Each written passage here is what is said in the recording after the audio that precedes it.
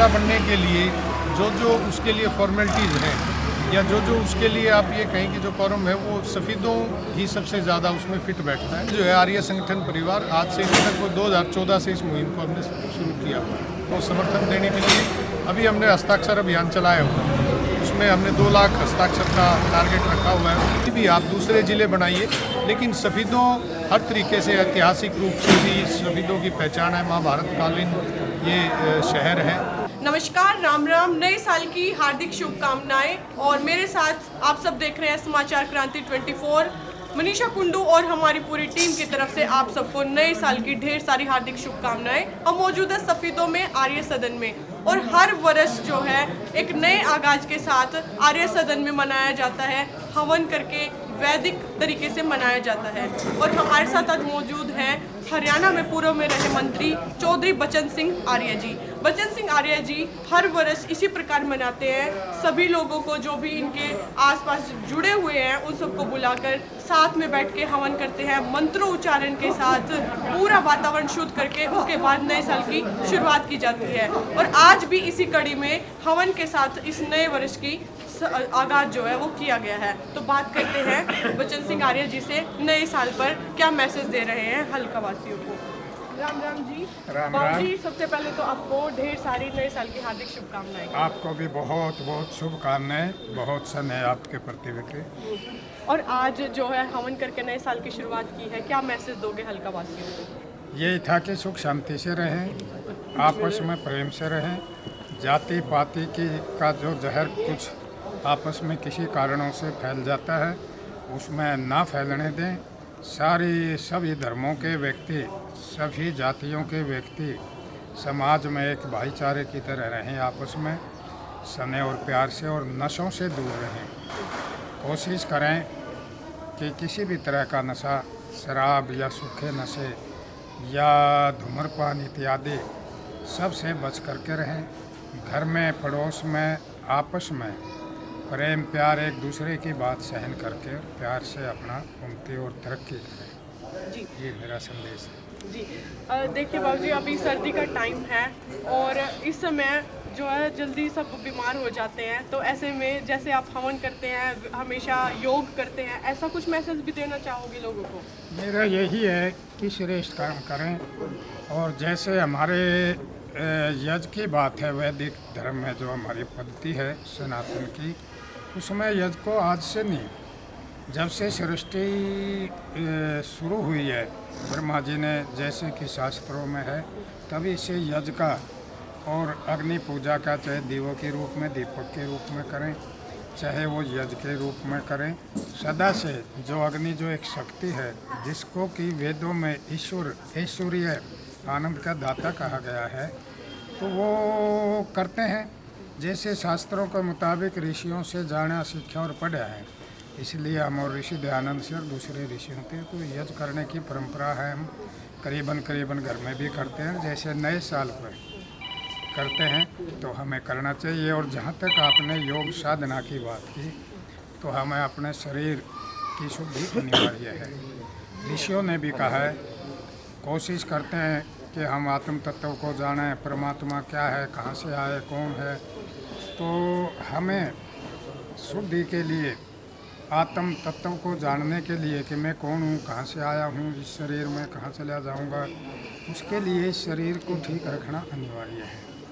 और कहा भी है कि शरीर माध्यम खलु धर्म साधनम, ऐसे शास्त्रों में है कि हम आत्मा को और परमात्मा को और धर्म को तभी साध सकेंगे जब हम इस प्रयोगशाला जो शरीर रूपी है हमारी, उसको हम ठीक रखेंगे, खान पान से शुद्धि और इत्यादि रखेंगे, तो हम स्वस्थ रह सकेंगे और इस परमात्मा की बनाई सृष्टि में आनंद ले सकेंगे। बड़ी अच्छी है ये सृष्टि।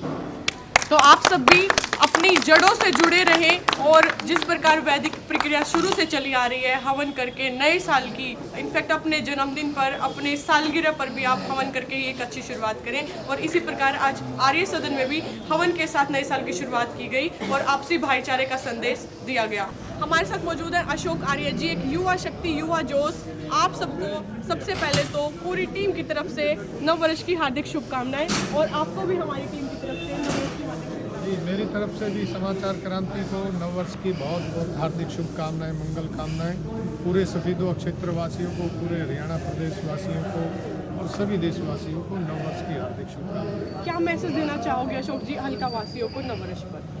देखिए, सिर्फ हल्के की बात नहीं, मैं तो पूरे जो भी भारत का हमारा पूरा भारत देश है और ख़ास करके जो हमारा युवा समाज, युवा वर्ग जो है, मेरी उनसे एक बहुत बड़ी प्रार्थना मैं उनसे करना चाहता हूँ कि जो नशे की एक बहुत बड़ा विकराल रूप जो है पूरे देश में ये जो कुरीति फैली हुई है और ख़ास करके हमारे नौजवान युवाओं में और पूरे देश का, पूरे राष्ट्र का भार उनके कंधों के ऊपर है, पूरी दुनिया की नज़र भारत देश के ऊपर है। तो सबसे बड़ी जिम्मेदारी भारत देश के नौजवानों की बनती है। मेरी उनसे एक ही प्रार्थना है, इस नववर्ष के ये प्रारंभ होने जा रहा है, उसको नए जीवन की तरीके से आप लेकर के चलें और सभी ये प्रतिज्ञा लें कि हम नशे को खुद भी नहीं छोड़ेंगे और नशे को समाप्त करने के लिए वो प्रतिज्ञा लें कि इसको अपने देश से खत्म करें।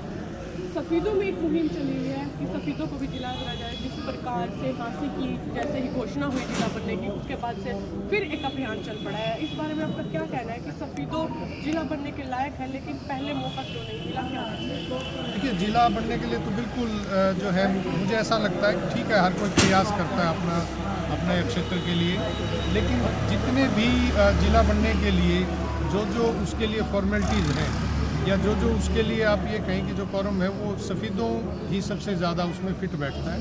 ये आपको भी पता है, हम सबको पता है। और ज़िला बनाने की मुहिम जो है बहुत लोग आज भी प्रयास करें, सफ़ीदों के बहुत अलग अलग समाज और संस्थाएं जो है उसमें सब लगे हुए हैं अपनी तरफ से। लेकिन हमने जो है आर्य संगठन परिवार आज से तक वो 2014 से इस मुहिम को हमने शुरू किया हुआ है।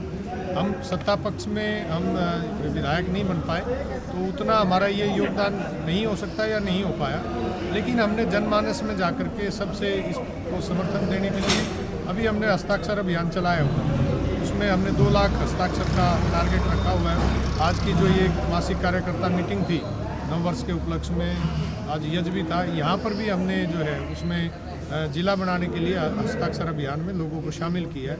और हम ये जो है ऊपर भी मुख्यमंत्री जी से भी और प्रदेश सरकार से भी इस बात के लिए निवेदन करेंगे कि कोई भी आप दूसरे ज़िले बनाइए, लेकिन सफ़ीदों हर तरीके से ऐतिहासिक रूप से भी सफ़ीदों की पहचान है, महाभारत कालीन ये शहर है। और दूसरे जो है हमारी ब्रिटिश गवर्नमेंट जब रही, चाहे हमारी रियासत रही, उसमें बहुत महत्वपूर्ण भूमिका सफ़ीदों की रही है। तो उसके अनुसार सफ़ीदों सबसे ज़्यादा फिट बैठता है। मेरा तो निवेदन है कि उसको बनाया जाए और पूरा जो है सफ़ीदों क्षेत्र के जन जो है उसमें भागीदारी निभा रहा है, सबने सिग्नेचर किए हैं। जल्दी मुख्यमंत्री से मिलेंगे और इसके लिए फिर प्रार्थना पत्र देंगे। वीडियो को ज़्यादा से ज़्यादा शेयर करें। एक बार फिर से आप सबको नए साल की हार्दिक शुभकामनाएं। फिर मिलेंगे एक नई अपडेट के साथ, तब तक धन्यवाद। जय हिंद, जय भारत।